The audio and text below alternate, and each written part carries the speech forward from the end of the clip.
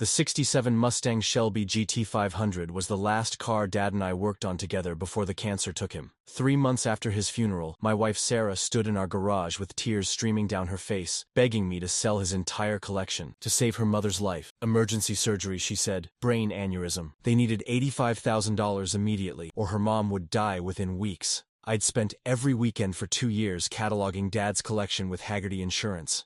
23 classic cars worth approximately $340,000 total. The crown jewel was a 1970 Plymouth Cuda with numbers matching Ford 46-pack engine that Dad had restored over 15 years. Barrett Jackson had estimated it alone at $95,000.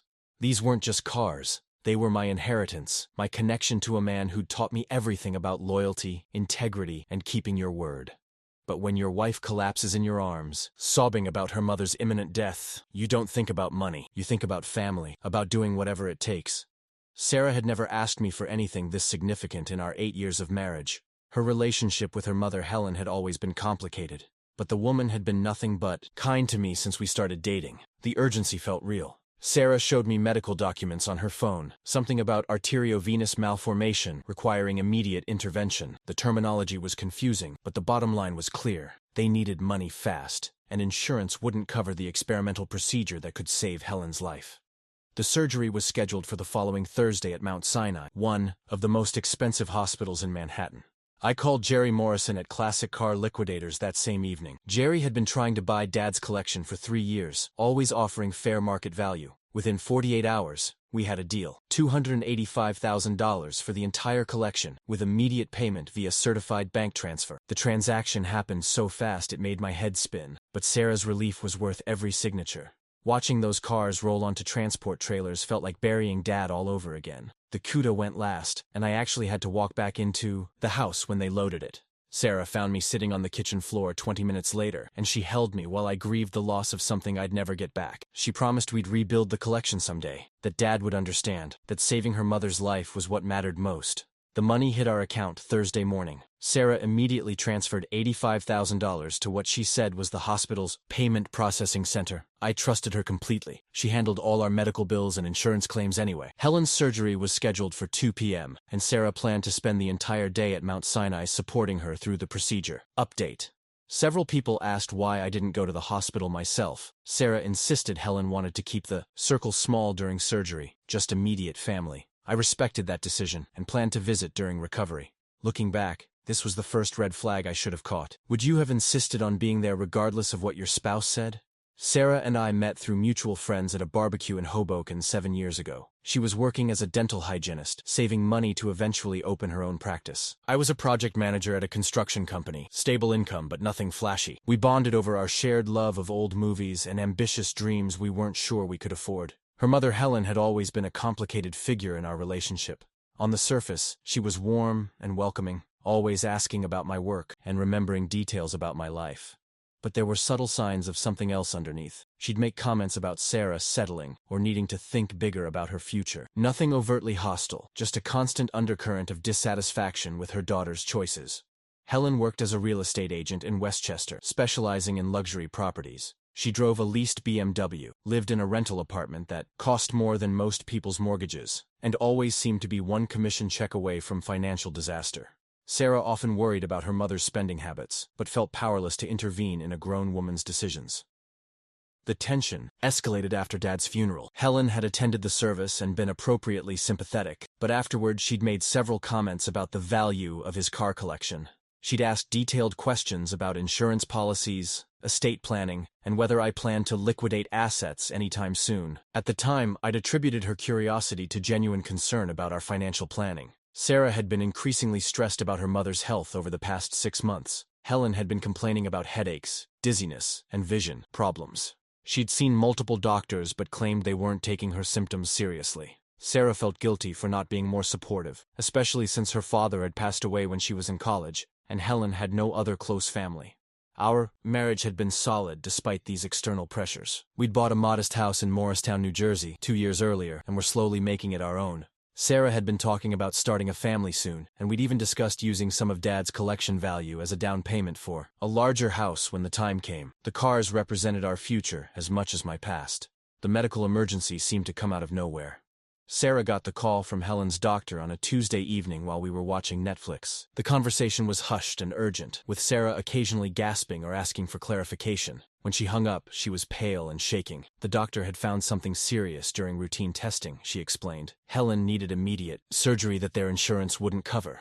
I never questioned the urgency because Sarah's fear felt completely genuine. She'd lost her father to a sudden heart attack and had always been terrified of losing her mother the same way.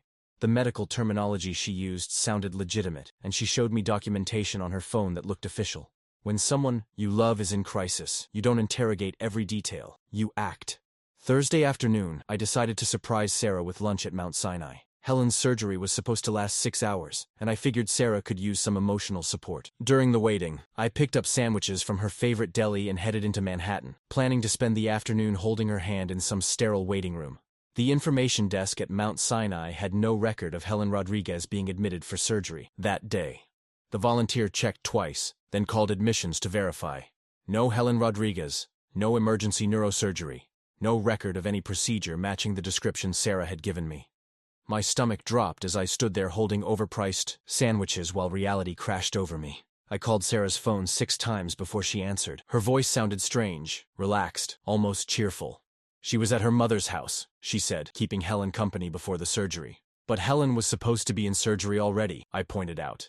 There had been a delay, Sarah explained, quickly. Last-minute scheduling conflict. The procedure was pushed to tomorrow morning. Something in her tone made my skin crawl. Sarah was a terrible liar, always had been. She'd stumble over details, avoid eye contact, laugh at inappropriate moments. Over the phone, I could hear that nervous laugh creeping into her voice as she explained the delay.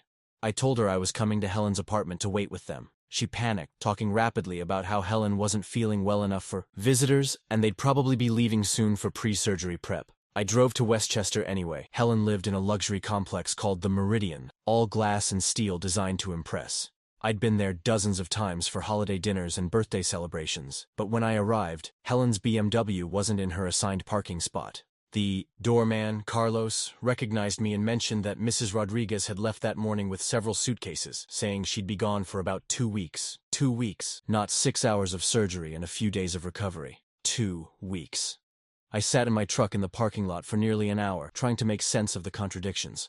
Sarah's story was falling apart, but I couldn't understand why she'd lie about something so serious. My first thought was that maybe Helen had a gambling problem or drug addiction, and Sarah was trying to protect me from the truth while helping her mother get treatment.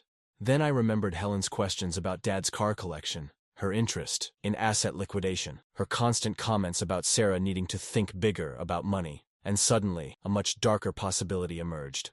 I drove back to Mount Sinai and spent another hour talking to administrators. Not only was there no record of Helen Rodriguez, but the type of surgery Sarah had described, emergency treatment for arteriovenous malformation, wasn't something they'd schedule with such short notice. AVM repairs were planned procedures, requiring weeks of preparation, imaging, and specialist consultation.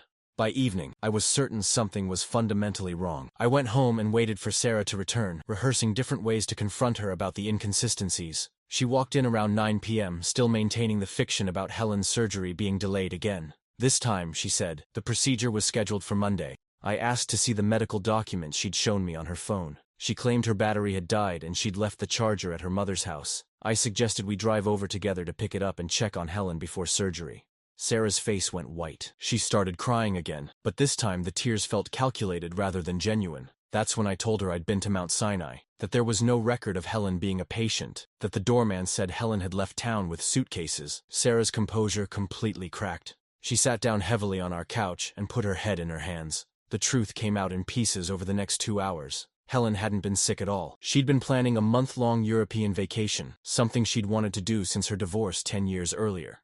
But her savings had been depleted by her lifestyle, and she couldn't afford the trip she'd already booked and paid deposits. Yawn. The total cost was $45,000 for luxury accommodations, first-class flights, and guided tours through Italy, France, and Spain. Sarah had agreed to help fund the trip by asking me to sell Dad's cars, but she knew I'd never agree to liquidate my inheritance for Helen's vacation, so she'd fabricated the medical emergency. Helen had gone along with the plan, even helping Sarah research convincing medical terminology and creating fake documentation on her phone.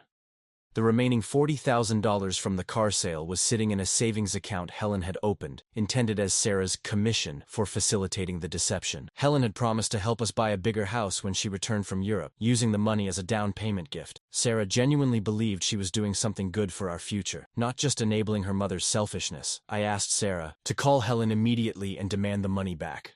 Sarah dialed her mother's number while I listened on speaker. Helen was at JFK Airport, about to board a flight to Rome. When Sarah explained that I'd discovered the truth and wanted the money returned, Helen's response was stunning. She laughed. Actually laughed. She said the money was payment for years of emotional labor she'd invested in our relationship. She'd supported Sarah through our dating years, attended our wedding, been a loving mother-in-law despite her reservations about me. The car money was compensation she'd earned, and she had no intention of returning it. If we had a problem with that, we could take it up with her lawyer when she returned from her well-deserved vacation. Sarah was crying again, but this time I could tell the tears were genuine. She'd been manipulated as much as I had, convinced by her mother that this deception was somehow justified. Helen had spent months working on Sarah, planting seeds about our financial future, suggesting that my attachment to Dad's cars was preventing us from moving forward with our lives.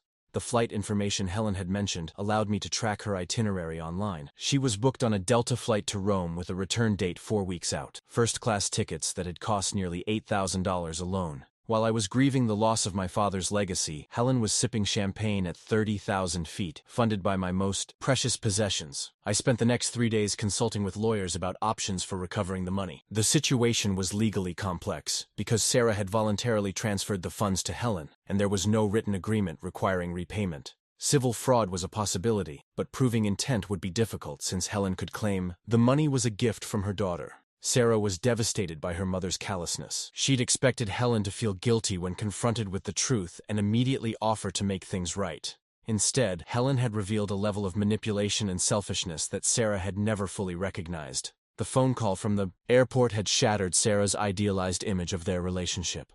Update.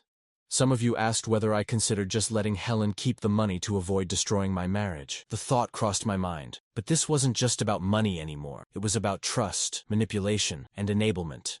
Sarah had participated in defrauding me out of my inheritance, regardless of her motivations. Could you stay married to someone who'd help steal from you, even if they were manipulated into doing it? The legal path proved frustrating and expensive. My attorney Mitchell Kowalski explained that criminal fraud charges were unlikely to stick since Sarah had voluntarily transferred the money and Helen could argue it was a family gift. Civil recovery would require proving intentional deception, which meant documenting Helen's lies about the medical emergency. Even if successful, litigation could take 2 years and cost $50,000 in legal fees.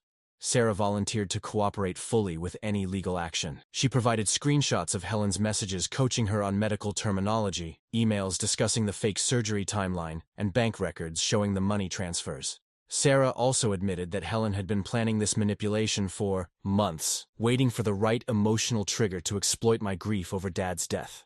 The most damaging evidence came from Sarah's phone records. Helen had called her 17 times in the week before the medical emergency, with conversations lasting up to 2 hours. Sarah remembered these calls as Helen gradually convincing her that my attachment to the cars was unhealthy, that selling them would help me move through the grieving process, and that using the money for Helen's medical treatment was actually helping our family heal. Helen's vacation posts on social media provided additional evidence of the deception. She'd been documenting her European adventure with photos from the Colosseum, the Louvre, and expensive restaurants across 3 countries. Each post was tagged with locations and activities that clearly contradicted any medical emergency. Her Instagram stories showed champagne toasts and luxury hotel rooms funded by my father's legacy. The financial impact extended beyond the stolen money. Without Dad's car collection as collateral, we couldn't qualify for the home equity loan we'd planned to use for Sarah's dental practice. Her dream of opening her own clinic was indefinitely postponed. We also discovered that Helen had been using Sarah's credit card information to book portions of her trip, adding another $12,000 in unauthorized charges to our debt. Sarah's relationship with her mother was permanently fractured. Helen's phone calls from Europe became increasingly hostile as she realized we were seriously pursuing legal action. She accused Sarah of being ungrateful, claimed I was poisoning her against family, and threatened to cut off all contact if we didn't drop our efforts to recover the money. Helen seemed genuinely shocked that there were consequences for her actions. Our marriage hung by a thread through this period. I struggled to separate Sarah's victimization from her participation in the fraud. She'd chosen to believe her mother's lies because doing so served Helen's agenda, but she'd also betrayed my trust in the process. Couples counseling helped us work through the betrayal, but rebuilding trust required Sarah to acknowledge her role in enabling Helen's manipulation. Community response was unexpectedly supportive. When word spread about Helen's deception, several neighbors and family friends reached out with their own stories of her financial manipulation. Helen had borrowed money from multiple people over the years, always with elaborate stories about emergencies or opportunities.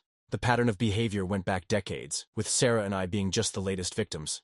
Sarah's guilt manifested in depression and anxiety that required professional treatment. She'd realized that her mother had been grooming her for this deception throughout our entire relationship, teaching her to prioritize Helen's needs over our marriage. The fake medical emergency was just the culmination of years of emotional manipulation that Sarah was only now beginning to recognize. Helen's return from Europe marked the beginning of serious legal proceedings. She'd spent approximately $60,000 during her month abroad, leaving $25,000 remaining from the car sale money. My attorney filed liens against Helen's assets and began garnishment proceedings against her real estate commissions. The legal pressure forced Helen to hire her own attorney, adding to her financial stress. The psychological toll on Sarah was severe. She'd lost both her inheritance from me and her relationship with her mother in a single devastating event. Therapy helped her understand the manipulation dynamics, but she struggled with guilt over not recognizing Helen's true character sooner. Our marriage survived, but the foundation of trust required complete reconstruction. 18 months later, we recovered $31,000 through wage garnishment and asset seizure. Helen's luxury lifestyle made her vulnerable to financial pressure, and her real estate income provided a steady source of recovery payments. She eventually agreed to a settlement that included a formal admission of fraud in exchange for a payment plan covering the remaining balance. The damage to Helen's reputation in her professional community was severe. Several of her real estate clients discovered the fraud case and terminated their relationships. Her ability to maintain her expensive lifestyle collapsed under the weight of legal fees and reduced income. She was forced to move to a smaller apartment and sell her BMW to meet basic expenses. Sarah and I rebuilt our relationship on a foundation of radical honesty. She terminated all financial connections with Helen and committed to transparency about any family requests for money. Our marriage emerged stronger but fundamentally changed, with new boundaries around family involvement and financial decisions. We also established a joint fund to eventually rebuild Dad's car collection, starting with one vehicle per year.